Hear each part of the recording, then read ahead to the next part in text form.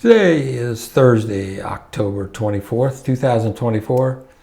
I intended to include a short story in my previous discourse on immigration, but I feared that would make the video too long and nobody would see it anyway.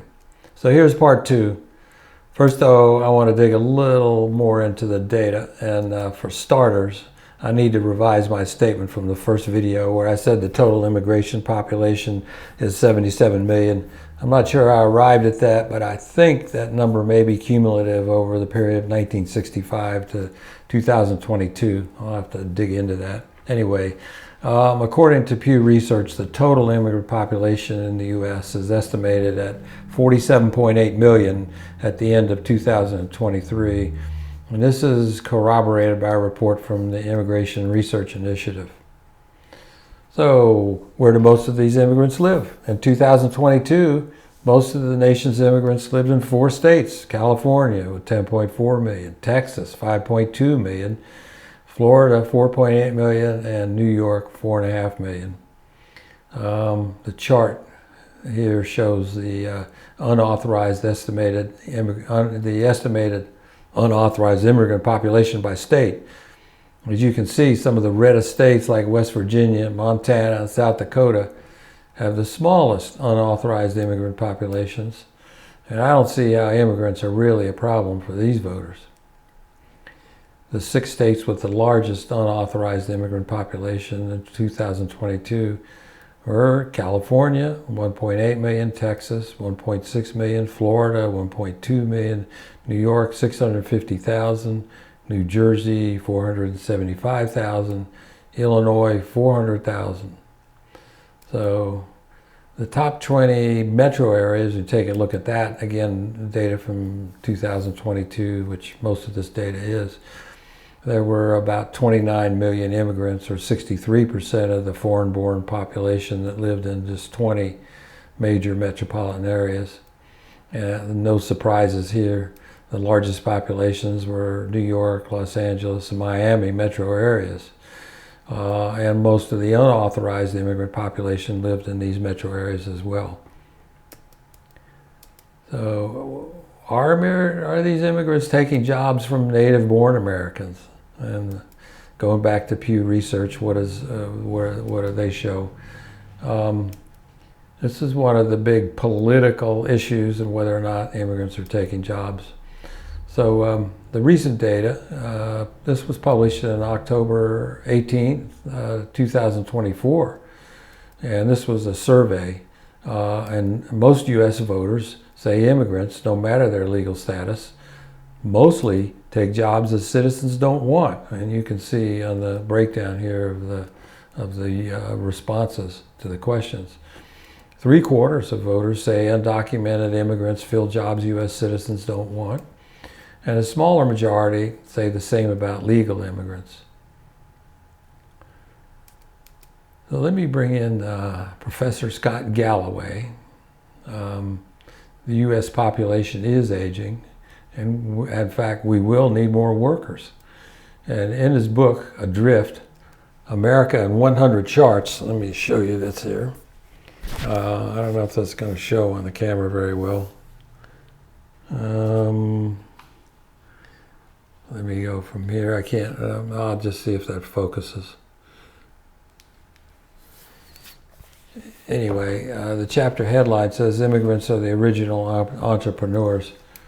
And he goes on to say that over the past 30 years, immigrants to the U.S. have started businesses at greater rates than U.S. citizens, or U.S.-born citizens. I think that's a good thing. He presents the data in this chart, and he adds, some of the most important companies in tech were founded or co-founded by immigrants, including Google, eBay, PayPal, and Tesla.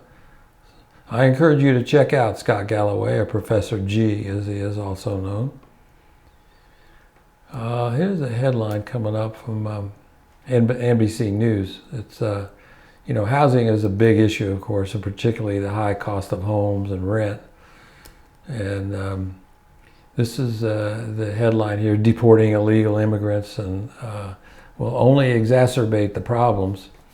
And you can take it from the people in the business of building homes. And This was the NBC News on the website NBC News Election 2024. And it states, Trump vows to deport millions. The builders say it will drain their crews and drive up home costs. And there's a subheadline, while some contractors dismiss the plan as political rhetoric, many say they can't afford to lose more people from an aging immigrant-dependent workforce, still short nearly 400,000 people. One quote from the article sums it up, I think, and this is Stan Merrick, CEO of the Merrick family of companies, which is a Texas-based specialty subcontracting firm. And he said, you'd lose so many people that you couldn't put a crew together to frame a house. We need them. They're building our houses, have been for 30 years. Losing the workers would devastate our companies, our industry, and our economy. There is evidence that foreign-born construction workers help keep the housing market in check. And there was an analysis released in December of 2022 by the George W. Bush Institute and Southern Methodist University that found U.S. metro areas with the fastest growing immigrant populations had the lowest building costs. So I want to get to the story I mentioned at the start of my talk. I read a recent article in the Washington Post that said half the counties in the U.S. do not have a cardiologist in the county. And researchers at Brigham and Women's Hospital in Boston looked at all 3,143 U.S. counties, and they found that just over 46% had no cardiologist. And this is a finding that senior author Hyder J. Warwick called truly shocking. Well, I don't know about that. These are mostly rural counties, and rural health care has been a problem in the U.S. for years. Here's another quote from the article. There's no question that the health statistics of rural America are worse than the health statistics of more urban America. And that was Robert A. Harrington, who's Dean of the Weill Cornell Medicine something. And he's written on the crisis in rural health care. Now, I'm not saying that every county should have or could support a cardiologist in an attendant practice, but this is a serious gap. I suffered a mild heart attack many years ago, and I spent 4 or 5 days in the ICU, and I can attest to the importance of access to a cardiologist in a timely fashion. The article in the Post cites one example of how the gap was plugged by an immigrant, a doctor from Pakistan, Usman Salahuddin.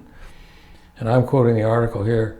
Salahuddin, who went to medical school in his native Pakistan, said he received a special visa to train in the United States, which required that he spend 3 years working as a doctor in an underserved area. That's how he came to Meridian, Mississippi, population 34,000.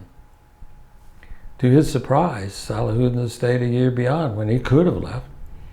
And he has received his permanent residency card and says he enjoys being able to dine in a smaller community and find himself approached by a patient or family pleased with the care that he provided. This example speaks for itself. The fact that he stayed an extra year indicates to me, anyway, that he was accepted by the community, that he was comfortable there as an immigrant. And we should be discussing how to provide adequate health care to every American and not discussing ridiculous lies about immigrants eating pets in Springfield, Ohio, or Venezuelan gangs in Aurora, Colorado. It's something of a postscript here. I just read George Will's column in the Washington Post this morning, and the title is, If Demography is Destiny, Bring on Immigration, We're Going to Need It. And Will discusses an article in the Foreign Affairs magazine written by Nicholas Eberstadt. The title of Eberstadt's piece is The Age of Depopulation. And he is, by the way, the Henry Wendt Chair in Political Economy at the American Enterprise Institute. Now I'm going to read you 2 paragraphs from Will's article. It is possible that the pervasive graying of the population and protracted population decline will hobble economic growth and cripple social welfare systems in rich countries, Eberstadt writes. Also, a coming wave of senescence, smaller family units, fewer people getting married, high levels of voluntary childlessness, dwindling workforces, reduced savings and investment, unsustainable social outlays, and budget deficits are the fate of developed nations unless they make sweeping changes. Although the United States is a sub-replacement society, it has higher fertility levels than any East Asian country and almost all European states.